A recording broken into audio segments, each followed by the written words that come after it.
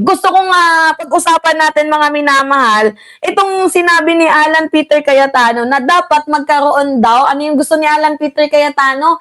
Magkaroon daw ng protective custody itong si Jinggoy Estrada. Like, paano mo paprotektahan ang isang kriminal?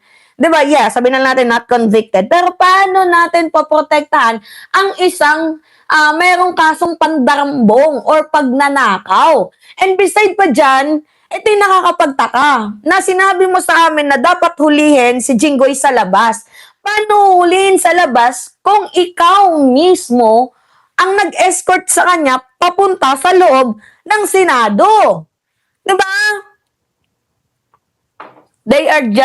That's just his style. For now, I can be removed. Dapat nga tanggalin na yan siya bilang Senate President, itong si Alan Peter Cayetano, kasi hinahayaan niya na namang magkagulo. Siya na naman yung gumagawa ng way para magkagulo.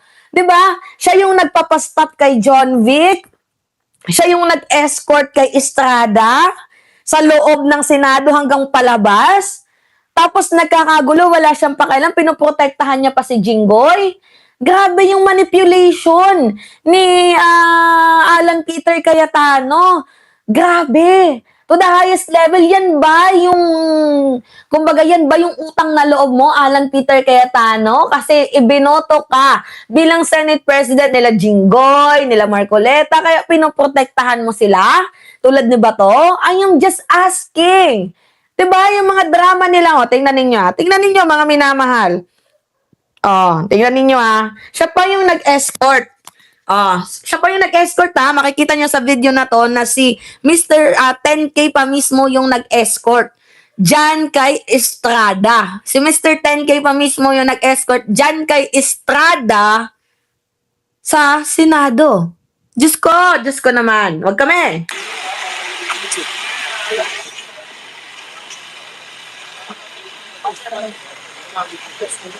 Kita ninyo? Senator, how are you taking all these? Senator? How are you taking all these?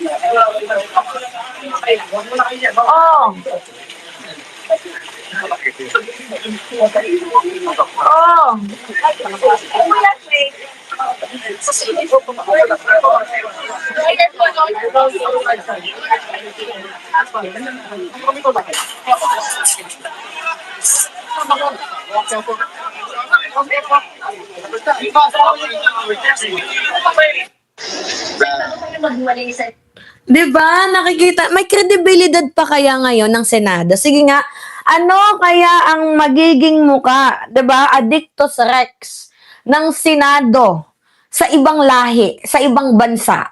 Siyempre, diba, nakakahiya? Mismong Senate President pa. Kaya nga, alam nyo, kung ako tatanungin, dapat i-abolish ang Senado. Kung ako lang yung tatanungin at kung ako lang yung masusunod, dapat i-abolish na yung Senado. Kasi unang-una, wala nang naiambag na maganda, talagang literal na naging katawa-tawa pa. Diba, Rems? Yung Senado. Biruin nyo Senate President ang nag-alalay sa isang plunderer. Diba? Sa isang may kaso ng graft. Diba?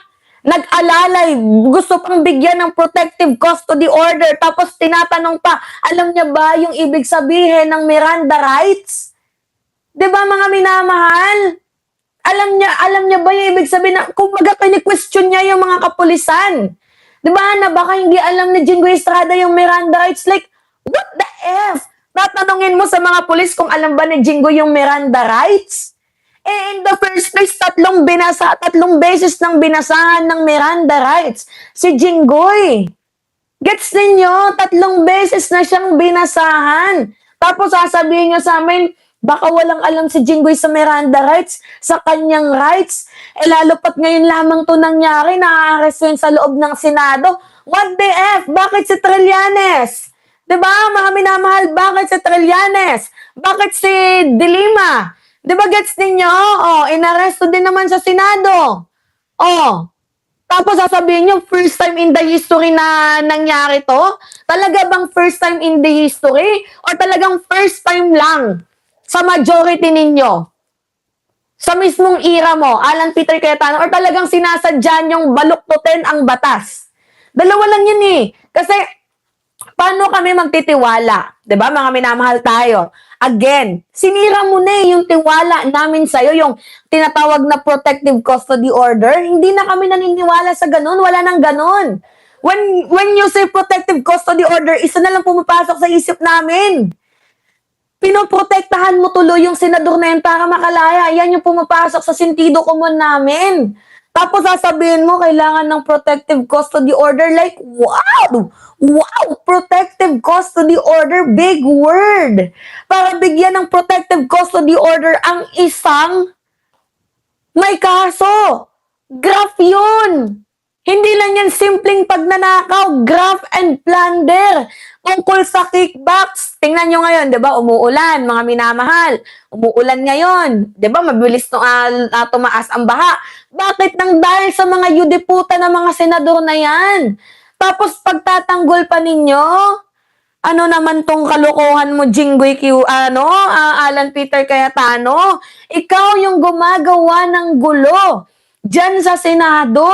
Ginugulo mo ang Senado, gumagawa ka na naman ng eksena, gumagawa na naman kayo ng way para mapaalis, mapatakas, or kung ano pa man yung plano ninyo dito kay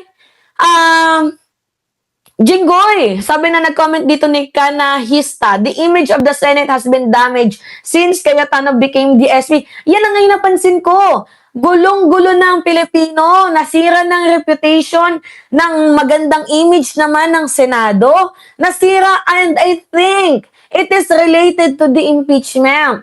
Papatakasin nila, ipupush to nila ang online voting.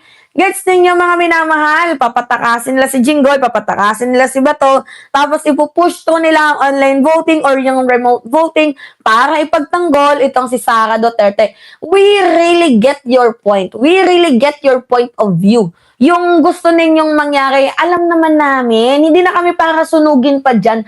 Alam na namin yung gusto ninyo, kaya nga lang hindi lang namin maintindihan, you are a public servant eh. You need to serve the public. Supposedly, you need to serve the public. Pero bakit ano ang ginagawa ninyo? Instead, paglingkuran ng mamamayang Pilipino, nangungupal pa kayo. Nantatarantado, which is hindi naman ata deserve natin. Diba ng ganong klaseng treatment? Gets ninyo? Kaya it's better to na lang, no? To resign. Kesa naman magwelga. 'Di ba ang tao diyan sa labas ng Senado at pagbabatuhin kayo? 'Di ba or baka naman gagamitin ninyong way na naman 'yan yung pagwawelga or pagbawala ng mamamayang Pilipino para patakasin ang mga dapat patakasin. Gets ninyo mga minamahal? Walang ganon. Huwag nyo kaming niloloko. Hindi kami mga parang mga pinanganak kahapon. Mayroon din naman kaming isip. Diba kung ano man yung motibo mo, Senate President Alan Peter Cayetano, please ngayon pa lang i-stop mo na. Please lang ngayon pa lang, paki-stop na dahil sobrang nakakahiya na. Like mapapatanong ano na lang tong nangyayari sa Pilipinas, ano na naman tong mga chaos na ito? Ano na naman tong mga kilos ninyo? Na anong kala ninyo hindi na nahalata? Halatado na kayo. Paulit-ulit na lang eh. Diba? Tapos ngayon itong tingnan nyo kung gaano kabastos. Ay, nako, Diyos ko, itong anak ni Jinggoy Estrada na umabot na sa punto na nag-dirty finger na ang kanyang anak kay John Vic Remulla, halatang hindi tinuruan ng maayos na tamang pag-uugali, mga minamahal eh. Diba? Oy, thank you, Bicol Manurag, sa iyong, paano ba to i-heart natin? Paano natin i-heart yan? Hindi natin alam paano i-heart eh. Diba? Bicol Manurag. Thank you sa palipad mo. Anyway, ito, mukhang hindi naturuan din ni Jinggoy ang kanyang anak ng tamang pag-uugali. Hindi niya naturuan ng good morals and right conduct. 'Di ba? Hindi naturuan ng maayos na pag-uugali, kaya umabot na sa punto na marunong ng mag-dirty finger. Okay sana kung yung pinag-dirtyhan finger niya is yung yung ama niya kasi magnanakaw eh. Pero